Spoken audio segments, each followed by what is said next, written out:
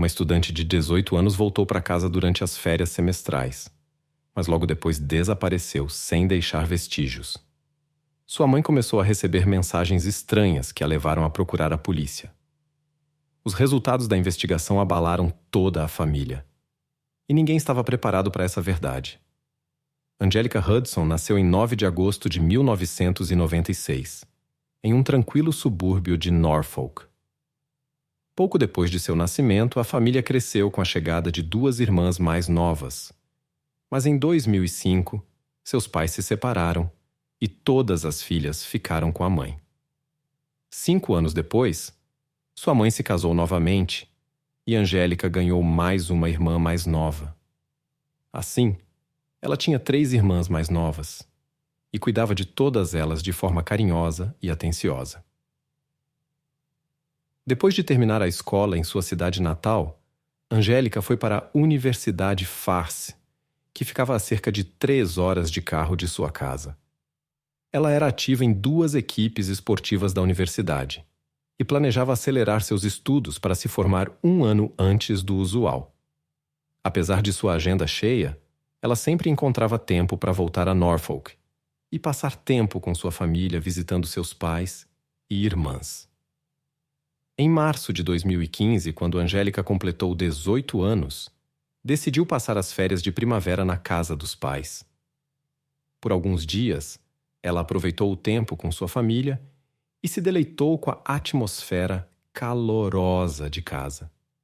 Na manhã de 2 de março, sua mãe estava ocupada com suas tarefas matinais, preparando as filhas mais novas para a escola e indo para o trabalho, deixando Angélica sozinha em casa.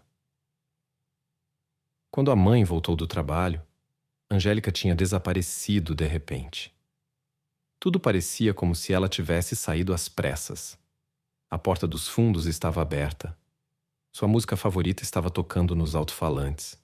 E seus pertences pessoais estavam parcialmente e apressadamente arrumados. Para sua mãe, isso parecia estranho, já que elas normalmente compartilhavam seus planos. Naquele dia, entretanto, nenhuma mensagem veio de Angélica, o que causou preocupação. A mãe de Angélica decidiu escrever para sua filha para descobrir onde ela estava. Angélica respondeu que estava com amigos, mas não deu detalhes sobre o local ou a hora de retorno. Durante a troca de mensagens, a mãe notou que o estilo de escrita de Angélica tinha mudado. Normalmente, Angélica escrevia com entusiasmo e riqueza de detalhes, mas dessa vez suas respostas eram curtas e vagas. Isso preocupou a mãe, mas Angélica tinha 18 anos e ela assumiu que sua filha apenas queria um pouco de espaço. Naquele dia, Angélica não voltou para casa e continuou a responder às mensagens, mas não deu informações claras sobre seu paradeiro ou planos de retorno. Na noite de 3 de março, a mãe de Angélica ficou preocupada porque sua filha não atendia às ligações. Ela tentou contatar os amigos da garota, mas eles também não conseguiram contato e não sabiam onde ela estava. As preocupações aumentaram e a mãe procurou a polícia.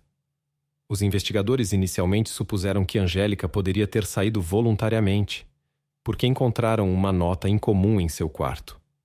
Nela, Angélica dizia que precisava de tempo para ficar sozinha com seus pensamentos.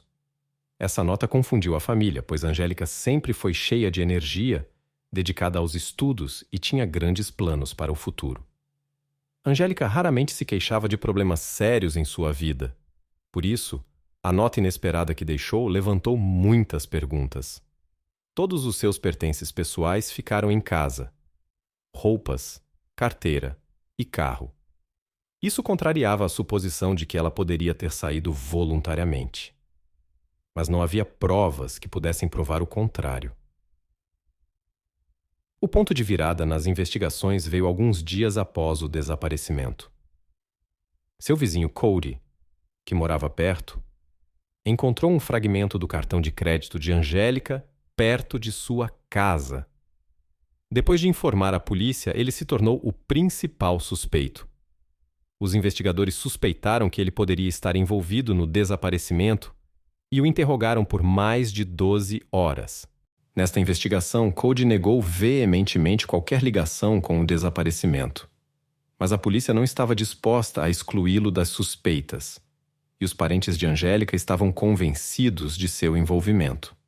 À medida que a notícia se espalhava pela região, muitos moradores se juntaram à busca, formando grupos para vasculhar a área em busca de pistas. A situação se complicou quando se soube que Cody e Angélica haviam frequentado a mesma escola e até mesmo saído juntos. Isso intensificou as suspeitas. E logo depois ocorreu um incidente que confirmou ainda mais essas suspeitas.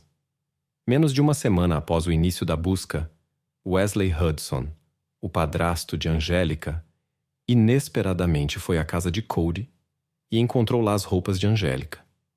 Ele chamou imediatamente os amigos de sua enteada, presumindo que poderia haver mais pertences dela na casa. Sua ação intensificou as suspeitas de muitos, que acreditavam que Cody poderia estar envolvido no desaparecimento de Angélica.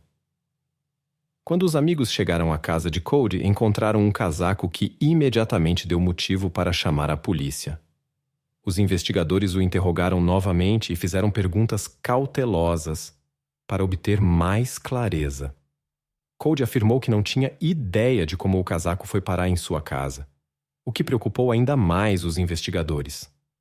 A presença do casaco era uma pista crucial, mas sua argumentação convincente fez a polícia acreditar que ele não estava mentindo. Ele se ofereceu para fornecer amostras de DNA voluntariamente e fazer o teste do polígrafo para mostrar sua disposição em cooperar. Além disso, Cody apresentou um álibi para a tal época do desaparecimento, que foi confirmado como credível após verificação. Os investigadores decidiram falar com os amigos de Cody, que encontraram o casaco, e souberam deles que o padrasto da garota tinha dado a dica. As informações coletadas levaram os investigadores a suspeitar que o casaco poderia ter sido colocado lá intencionalmente. Surgiu repetidamente a questão do que motivava Wesley. Havia suspeitas de que ele poderia estar ligado ao desaparecimento da mulher com quem tinha um relacionamento. Nas investigações, a polícia examinou minuciosamente seu passado e descobriu que Wesley foi acusado várias vezes por diferentes delitos, mais de 10 vezes. Muitas das acusações não puderam ser comprovadas, mas ele foi frequentemente preso por pequenos furtos e posse ilegal de certas substâncias. Em 2005 foi descoberto que ele supostamente privou sua esposa de liberdade por alguns dias, mas não havia provas conclusivas de sua culpa, e ele não recebeu uma punição severa. Em sua vida, Wesley esteve repetidamente na prisão, e todo o tempo que passou lá foi medido em anos. Após estudarem os materiais do caso, os investigadores descobriram que algumas semanas antes do desaparecimento de Angélica, sua mãe havia expulsado Wesley de casa por sua obsessão com várias substâncias. Desde então, ele morava em um hotel. Todas essas circunstâncias o tornavam um suspeito sério. Durante o interrogatório, o homem declarou que não tinha nada a ver com o desaparecimento de sua enteada. E, pelo contrário, fez tudo o que pôde para encontrá-la. Perguntaram-lhe quando ele havia visto Angélica pela última vez. Wesley contou que a viu no dia do desaparecimento por volta do meio-dia no posto de gasolina. Wesley informou aos colegas que precisaria sair do trabalho por algumas horas para ajudar sua enteada com questões financeiras.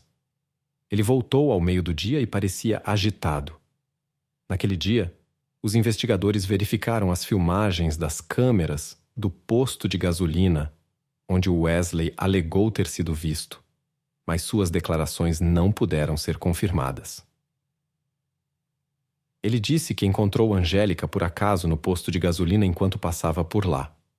Essa declaração levantou questões, já que o carro de Angélica estava estacionado em casa. Durante este interrogatório, Cody negou categoricamente qualquer ligação com o desaparecimento, mas a polícia não estava disposta a excluí-lo das suspeitas, e os parentes de Angélica estavam convencidos de seu envolvimento.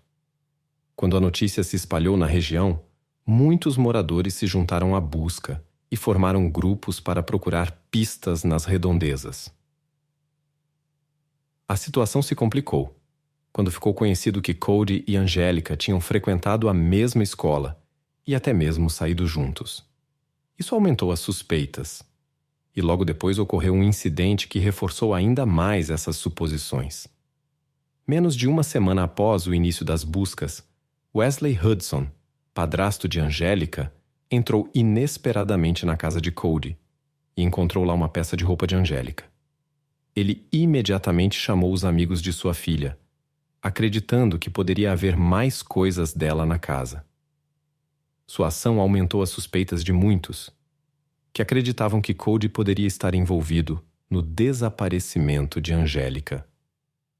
Quando os amigos chegaram à casa de Cody, descobriram uma jaqueta que imediatamente os levou a chamar a polícia. Os investigadores o interrogaram novamente e lhe fizeram perguntas cuidadosas, visando obter mais clareza. Cody insistiu que não tinha ideia de como a jaqueta tinha chegado à sua casa, o que preocupou ainda mais os investigadores. A presença da jaqueta era uma pista crucial, mas seu argumento convincente fez a polícia acreditar que ele não estava mentindo.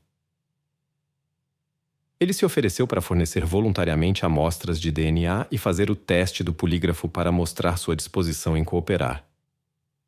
Além disso, Cody apresentou um álibi para o momento do desaparecimento, que após verificação foi considerado credível. Os investigadores decidiram falar com os amigos de Cody, que tinham encontrado a jaqueta, e descobriram com eles que o padrasto da garota tinha dado a dica. As informações coletadas levaram os investigadores a suspeitar que a jaqueta poderia ter sido plantada deliberadamente. A questão que permanecia era qual era a motivação de Wesley. Havia especulações de que ele poderia estar ligado ao desaparecimento da mulher com quem ele tinha uma relação. Durante a investigação, a polícia examinou minuciosamente o passado dele e descobriu que Wesley foi acusado várias vezes por diversos delitos, mais de 10 vezes. Muitas das acusações não puderam ser comprovadas, mas ele foi frequentemente preso por pequenos furtos e posse ilegal de certas substâncias. Em 2005, foi descoberto que ele supostamente privou sua esposa da liberdade por alguns dias, mas não havia provas claras de sua culpa, e ele não recebeu uma pena severa. Em sua vida, Wesley esteve várias vezes na prisão, e todo o tempo, lá, foi contado em anos. Depois que os investigadores estudaram os materiais do caso, perceberam que algumas semanas antes do desaparecimento de Angélica, sua mãe havia expulsado Wesley de casa por causa de sua obsessão com várias substâncias. Todas essas circunstâncias o tornaram um suspeito sério. Perguntaram-lhe quando ele havia visto Angélica pela última vez. Ele voltou por volta do meio do dia, aparentando estar agitado. Ele disse que encontrou Angélica por acaso no posto de gasolina enquanto passava por lá. Wesley também explicou sua ausência no trabalho com a necessidade de verificar o alarme de sua casa após receber uma notificação no telefone. Mas a polícia não pôde confirmar isso. Os colegas confirmaram que Wesley de fato deixou seu local de trabalho para se encontrar com sua filha, que lhe pediu alguns centenas de dólares. Dentro, encontraram algumas coisas inesperadas. Devido ao seu histórico, ele estava proibido por lei de possuir armas, razão pela qual foi preso. Finalmente, Wesley foi acusado de posse ilegal de armas, invasão não autorizada e obstrução de provas. Apesar das acusações, Wesley continuou a enfatizar que não era culpado pelo desaparecimento de Angélica e continuou a procurá-la ativamente. Enquanto isso, os investigadores continuaram a busca pela jovem desaparecida. O veículo de Wesley foi confiscado para investigação e uma pá, fita adesiva e luvas escuras foram encontradas. Os investigadores analisaram os dados para rastrear a rota de Wesley nos dias após o desaparecimento de Angélica. Seu veículo ficou estacionado em uma rua por 20 minutos, antes de Wesley voltar ao trabalho. Em 9 de abril, os investigadores visitaram esse local e descobriram que o veículo estava estacionado em um prédio abandonado em uma área remota. Após uma inspeção mais detalhada, descobriram que era uma placa de madeira compensada cobrindo algo importante. Após uma investigação minuciosa, encontraram sob a madeira compensada o que procuravam, infelizmente, a desaparecida. Sua família ficou chocada, pois Angélica sempre levou um estilo de vida saudável, praticou esportes e se concentrou em sua educação. Os especialistas médicos insistiram em mais exames e decidiram analisar seu cabelo para determinar se ela havia entrado em contato com essas substâncias anteriormente. Isso tornou improvável que ela tivesse ingerido voluntariamente uma quantidade tão grande. Além disso, o local onde Angélica foi encontrada levantou suspeitas. Alguém a escondeu em um local isolado e cobriu com material de construção para parecer um acidente. A polícia interrogou Wesley novamente, que já estava preso. As respostas de Wesley suscitaram dúvidas entre os investigadores. Wesley suspeitou que alguém pudesse ter removido o dispositivo de navegação de seu carro, dirigido até a referida casa e devolvido o dispositivo. Ao mesmo tempo, a polícia analisou as filmagens das câmeras de rua na rota para essa casa. Os investigadores trabalharam no caso por vários anos, determinados a encontrar provas conclusivas. O julgamento começou em janeiro de 2022. Segundo a investigação, ele a levou e depois tentou fazer parecer um acidente, administrando uma overdose de substâncias perigosas. Acusaram um homem de ter vendido uma substância que levou à tragédia com Angélica. Os dados de localização do dispositivo foram sincronizados com as informações do telefone de Wesley. Isso sugeria que Wesley pegou o telefone da garota e tentou fazer a mãe acreditar que estava tudo bem com sua filha. Os defensores do acusado insistiram em sua inocência e argumentaram que Angélica poderia ter desaparecido voluntariamente devido à depressão, e Wesley não teria nada a ver com isso. Break Time, Jill 0.6.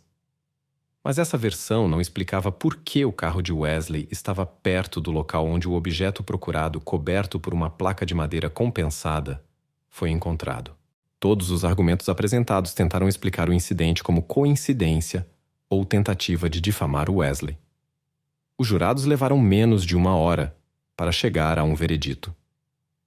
Break Time 0.6. Wesley foi considerado culpado e condenado à prisão perpétua. Break Time 0.6.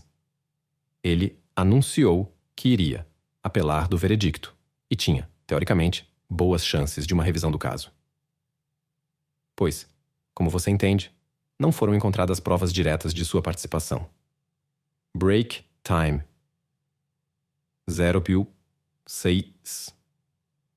Por exemplo, no local do crime não foram descobertas evidências biológicas dele, que poderiam servir como um argumento importante para a acusação.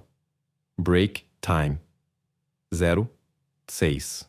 O principal argumento, no entanto, era que o carro de serviço de Wesley foi visto perto do local do crime. Break Time 0.6. Outras provas apresentadas não eram tão convincentes. O passado de Wesley, no entanto, levanta questões, pois há 10 anos ele já estava envolvido em um escândalo com sua esposa, o que também parece suspeito. Break Time 0.6.